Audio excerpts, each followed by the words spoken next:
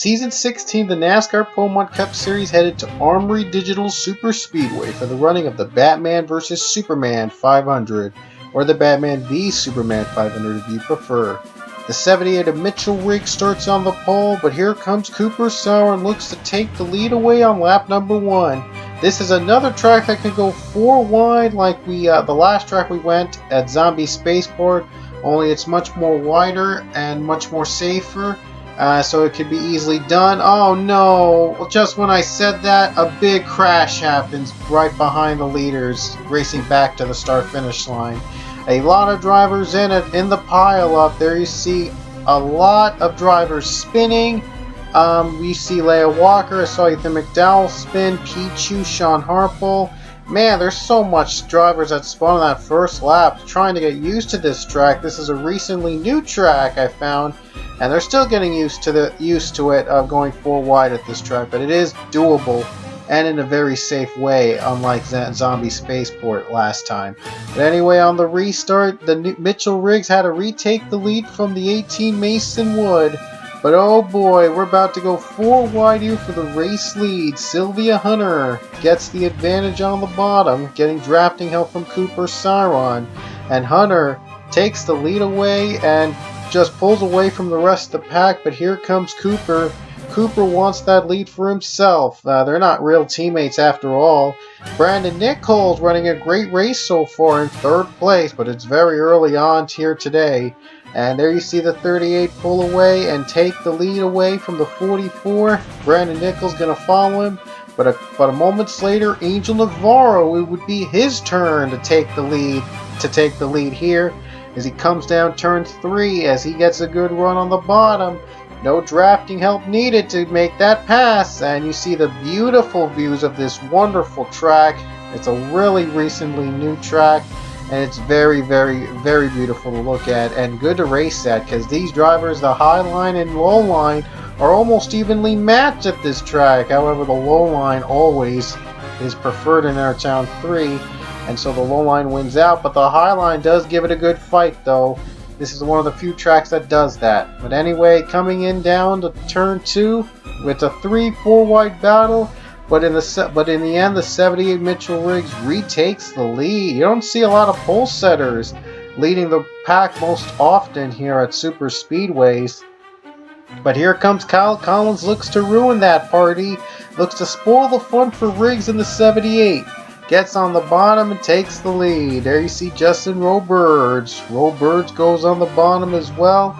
And what a run he got off that bottom. He gets the lead away and leads that lap away from 2 drivers. Man, what a run he had off turn 4. But here comes Ryan Casey. It's his turn to lead the pack now.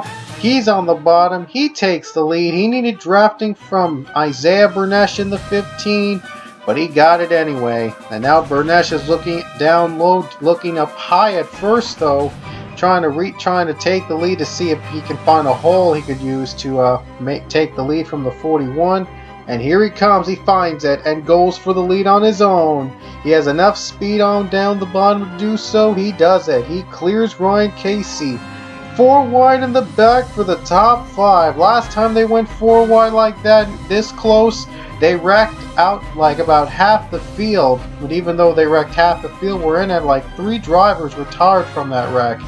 Only 3 retired from that wreck, so it was very surprising to see that very few drivers out of the race on that wreck that big earlier on lap number 1. They're still going 4 wide for 3rd place. That is for 3rd place, maybe even trying to go 5 wide. Man, this is getting pretty close. One little mistake and it causes a big, big wreck. And thank goodness, though, they somehow were able to keep it together as Bernesh drives away with the race lead. And there you see Anthony Lopez looks to take 2nd place from Ryan Casey. And they're still going 4 wide in the back. My goodness, it's just been really heart-stopping action here today at Armory Digital.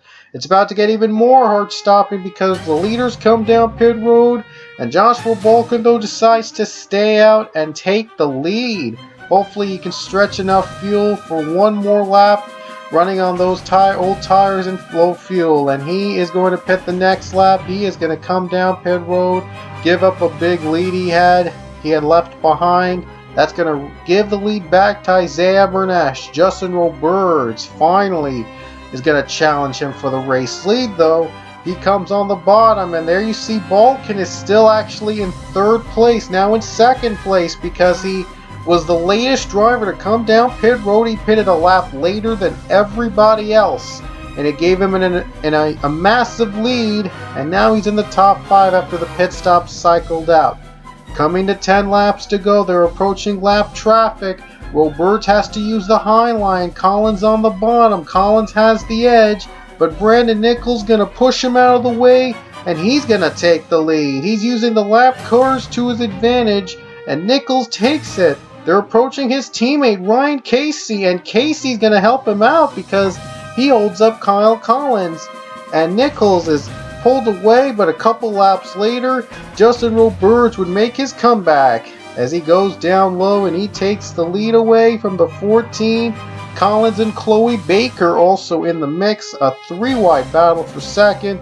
Good news for the 48 of Justin Roberts, but a lap later they would catch up to him, and they're coming down for their second set of pit stops. And guess what? Joshua Balkin stays out once again. He is using his own pit strategy, pitting later than everybody else in hopes of getting a little bit of an edge here at Armory Digital. And he's going to have to come down pit road. He actually came down 2 laps after everybody else pitted this time. So he's hoping that he can make the race on just a splash of fuel and maybe 4 new tires. But we'll see. He comes into pit road. He had his pit stop, so he's coming out. He still has the lead coming out of pit road. Here comes Justin Roberts, though. He had his pit stop. He's looking to take the lead. As you see, the 42 is just merging out of the track. Roberts, though, is going to get the advantage down the high line, and he takes the lead away from Balkin. But Balkin, though, still can be a competitor for the win. With that late pit stop, I should say, and early exit, he still has a chance to even make a splash here tonight. But we only have 3 laps to go here at Armory Digital, and now Kyle Collins is going to battle for the race lead. It's just these 2 for now, but this is a super speedway, so the pack could catch up pretty quickly at tracks like these. But Kyle Collins for now, he takes the lead over Justin Roberts. Roberts trying to fight his way back up front with the high line. Like I said, both the low line and high line at this track are nearly evenly matched. It's one of the very few tracks that has this feature. But the low line, though, always will get the preferred line here at tracks like these. And Kyle Collins still riding the advantage a little bit. And he's trying to finally clear the 48. He does. He finally clears him. But Roberts, no, not giving up. He's not cleared him just yet, though. Look at the run he got. Roberts got a good run. He actually is still competing with the 11. 2 laps to go. And this will allow Joshua Balkin to catch up. Here he comes for the race lead. Roberts going to drop to 3rd place. Balkin is now in 2nd. Collins still has the lead. Here comes Balkin. Balkin looks to make a move.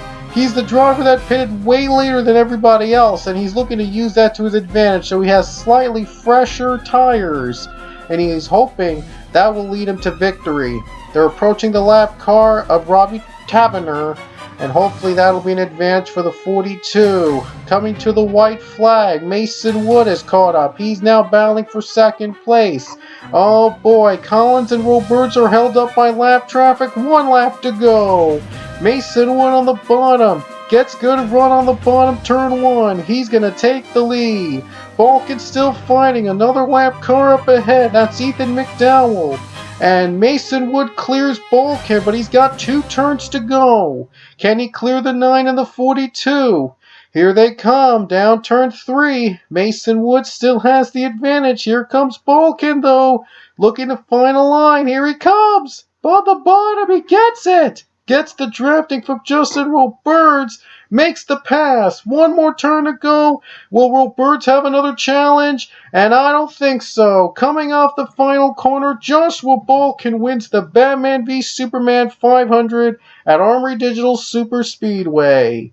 Balkin pitted later than everybody else, a lap or two later than everybody, and it paid off at the end. Joshua Balkin scores his third career NASCAR Beaumont Cup Series win, his first since winning last season's finale at Zandvoorts. And what a win for Joshua Balkin. He is back on top in the Chick-fil-A machine, a well-deserved victory.